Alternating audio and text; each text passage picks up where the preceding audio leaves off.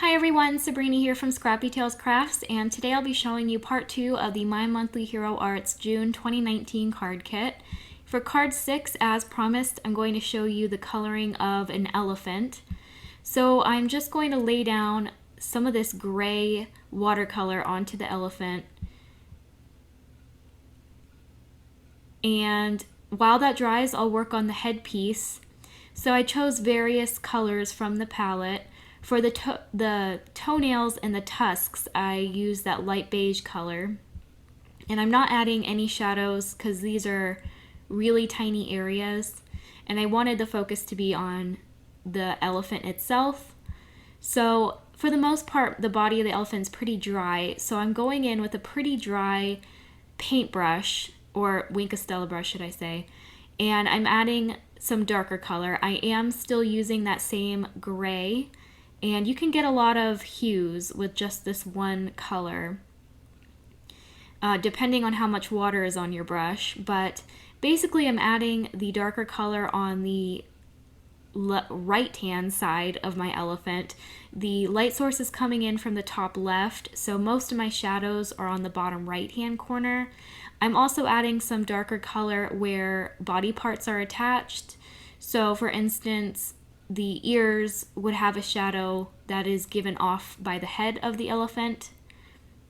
And I did add some darker color where the legs connect to the belly. And now we can move on to the die cutting.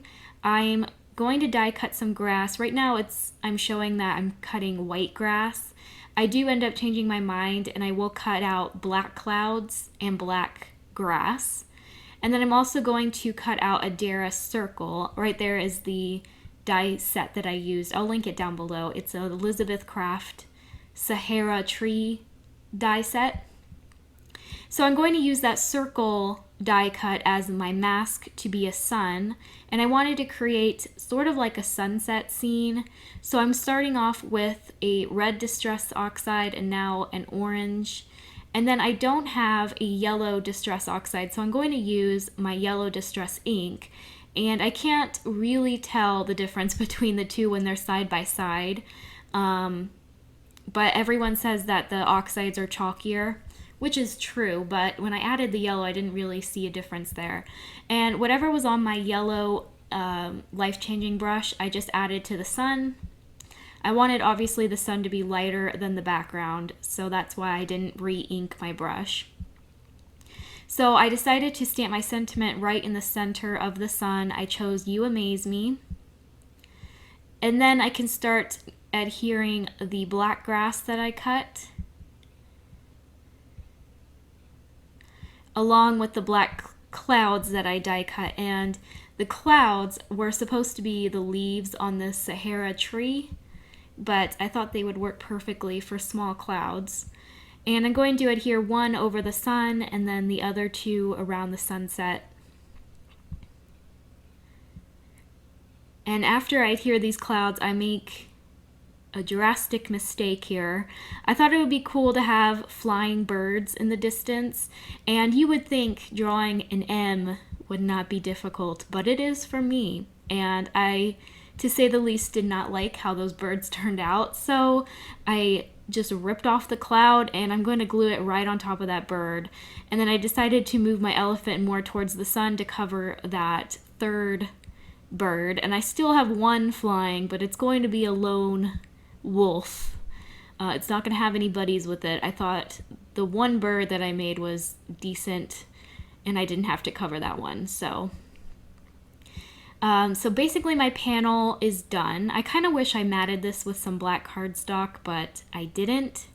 But I will go ahead and pop this panel up on top of my 110-pound Nina card base. I am using foam tape from Uline. I will link it down below if you're interested. And that will complete card number 6. This was a pretty quick card, and I'm happy with how this one turned. For card 7, I'm creating another summer card using the pineapple image that came in the stamp set. I think I stamp it 15 times. I don't end up using all of them, but I do end up using them in different cards. So I think I only had one pineapple left over at the end of this video. And I am stamping them onto some Canson XL watercolor paper using my gray flannel Memento Luxe ink. And I think the only difference between the Luxe and the regular Memento ink is the Luxe stays wetter longer, so I'm able to add clear embossing powder over these pineapples. And I like to add clear embossing powder to images that I know I'll watercolor because that will help me keep the color within the boundaries of the stamped image, and it just prevents color spreading outside of the stamped image, and it kind of helps me out. I'm new to watercolor, and any tips or tricks is very helpful for me, so I tend to always do this. I did it for all 10 cards. And I thought it would be really cute to color these pineapples in rainbow colors. I was inspired by an image I saw on Pinterest. I'll link it down below. It's basically just a screensaver of rainbow pineapples, and to me that looked really trendy and kind of hipster, so I thought it would be cute as a summer card, so that's what I'm doing. I'm using pretty much every color that came in the palette, and for the leaves of the pineapples, I'm also going to be using rainbow colors. I'm not sticking to one color for the leaves. I'm just trying to find a coordinating color, so usually I'll do orange and yellow together, blue and green, purple and pink. So colors that are close to each other on the color wheel. And I am going to add a little bit of contrast to these pineapples. They're so small that you really don't have to, but I'm an overachiever, so I did it. Using the same color that I used to color the whole pineapple, just with a little bit less water, so there's more pigment and therefore more contrast. So I am now going to ink up this 4 by 5¼ inch white panel using the stencil that came in the kit and some distress ink in the color yellow, obviously.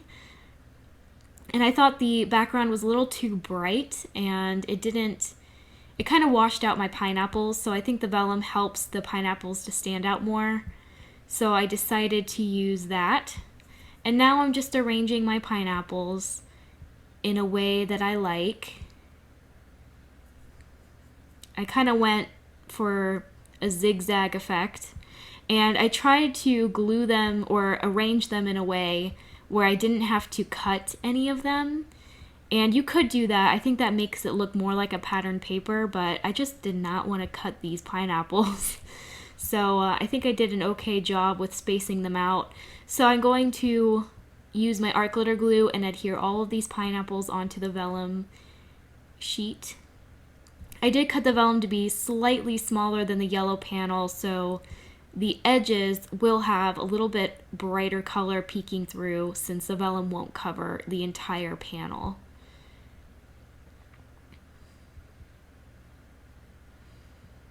And there it is on top of the yellow stenciled background. Here I'm trying to decide where I want to put my sentiment because I didn't think that far ahead, but I will end up stamping the sentiment directly on the card base. The yellow panel is cut to be a little bit smaller than my card base, so I was able to add my sentiment to the bottom. And originally I just wanted to stick this on the center of my card, but you will see another mistake happens that I have to improvise on. But first I will stamp my sentiment. I am stamping directly on the card base, so I will use my Misty for this in case I have to ink it up twice. Again, using that same gray flannel ink by Memento, I decided to stamp Hello Friend. And it was at this point where I noticed there was a smudge on my card base. Don't know how that happened because I think my hands were pretty clean. But here, I'm even slowing the video down so I can point it out to you guys. That kind of thing really bothers me, and I just have to fix it right away. So I decided to add a gray matte and then shift the entire panel over to the left side to cover that smudge. And I think it looks good. I would have preferred it in the center, but you gotta do what you gotta do. I didn't want to use a new card base, even though I could have, but I use 110-pound Neenah cardstock for my card bases, and it's pretty expensive, so if I can make it work, I most definitely will. Now I'm just adding a few clear gems to fill in some of the empty spaces, and I think that really dressed the card up and it looks super cute. Perfect for summer. There's a close-up of card 7. Super cute. For card 8, I'm going to create yet another flamingo card. The flamingo was just what I was drawn to from the stamp set, so I used it a lot. For this card, I cut a pink panel down to 4 by 5¼ inches, and now I'm going to ink blend some picked raspberry distress oxide. I'm trying to create a half circle using the stencil that came in the kit and have it blend out into the background. I'm very happy with how it turned out, but if I were to do it again, I would extend that stencil area further out because I end up covering a lot of this with the stamped images. For the side of my panel, I wanted some pattern paper elements, so I took some yellow striped paper from my stash. I originally really wanted to do black and white stripes. I think that would be even cuter, but you know, yellow is one of my favorite colors, so I'm okay with it. And I added a strip of black behind the yellow, just so that I could break the two patterns up a little bit. And now I'm going to trim off the excess. I did glue this strip down crooked, so I'm trying again.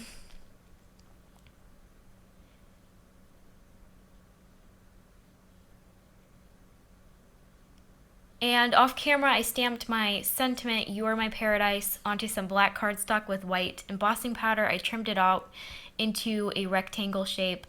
And now I'm arranging the leaves that I actually had left over from the first few cards in part 1, and then the pineapple from part 2. This is when I'm trying to see if I could extend the stencil area, but I had no idea how I laid out that stencil because I was not able to line it up again, so I gave up on it. I popped up my sentiment. I'm also going to pop up my flamingo.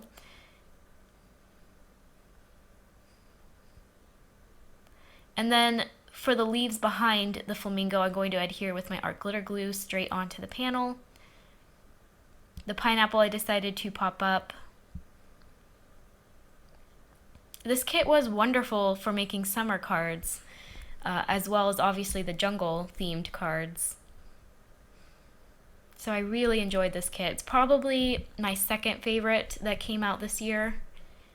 I did love the storefront kit that came out. I think it was January or February. To finish this card, I'm going to add some Nuvo drops in yellow, and I would recommend to add these after you glue this panel onto the card base because I unfortunately smeared my Nuvo drops when I tried to adhere it onto my card base. So a lot of mistakes happened in part 2. Part 1 was easy breezy, smooth sailing. Here I even tried to add tape to my card base in the hopes that I wouldn't smear my Nuvo drops, but yeah, right there, it happened. So I'm attempting to fix it, and it never ends up looking the same. Luckily, I was able to wipe it off. It doesn't always work with the darker Nuvo drops, but this was a lighter one, so I was lucky. And I almost got the exact same Nuvo drop I had before, but it's never the same. So that will complete card number 8. Here's a close. For card 9, I decided to move back to the jungle theme. So off camera, I stamped, colored, and die cut a few of the images from the stamp set, 3 of these branches, and I'm going to adhere the 2 left branches down with my art glitter glue, and then that middle branch I'm going to pop up with some foam tape. I really wanted to use the cheetah again, and it looked like it was climbing up something, and I thought it would be cute to be climbing the 2 branches. And the background was created with the pattern paper that came in the kit, the paper that was attached to the stamp set and the dies. I just cut that down to 4 by 5¼ inches. It worked out perfectly because it kind of looked like a jungle backdrop.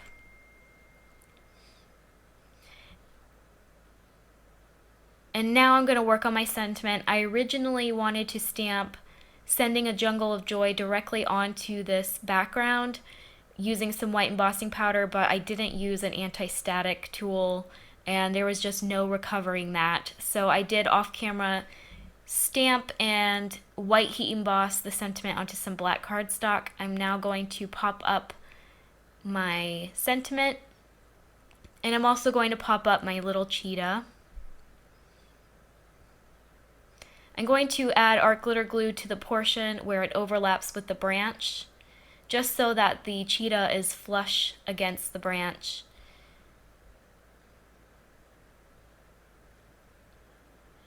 And then I decided to use the monkey and the toucan.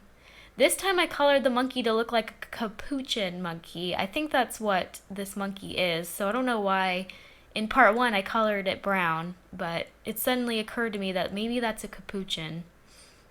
And that beige color finally made sense, because I was like, why is this included in the palette? And I think it's for the monkey. So I went ahead, I popped up my monkey and my toucan onto their branches. And then I'm just going to add some double-sided tape to the back of the panel and glue it onto my 110-pound Nina card base. And that will complete card number 9. This was pretty quick, and I'm very happy with how this turned out. Card 10 was probably the quickest card I've ever made in my life. So I did a lot of things off camera. I created this blue inked background using the stencil that came in the kit, light blue paper, and sky blue memento ink. Basically, it's the exact same panel that I made in part 1. I cut it down to a small rectangle size, and then I stamped, colored, and die cut 3 flamingos. Yes, more flamingo cards. I think 4 out of the 10 cards I created had flamingos on them, so this is another fun summer card. And I am going to adhere first the middle flamingo so I know where to glue down the left and right hand flamingo. I also stamped my sentiment using some gold embossing powder to tie in the gold mirror paper that is behind the blue panel. I did choose Happy Birthday for this card. I adhered my flamingos flat with my art glitter glue, and then I'm going to pop up this whole panel onto my standard A2 card base. And that's it. That card literally took me 10 minutes because I was trying to beat the sunset and have natural light for the entirety of this video, but for a 10-minute card, I'm pretty impressed. It's not too shabby. I did add some clear gems to that card off camera, and now I'm just going to show you all 5 cards that I created in today's video. Please let me know which card was your favorite, and if you aren't yet subscribed, go ahead and subscribe to my channel. I'm still fairly new to the YouTube world. I have a lot to learn, but I'm having a great time working with these kits, and I enjoy reading your comments. So if you have any questions or feedback, please leave a comment and I will try to reply as quick as I can. So thank you guys so much for watching, and I'll see you next time. Bye!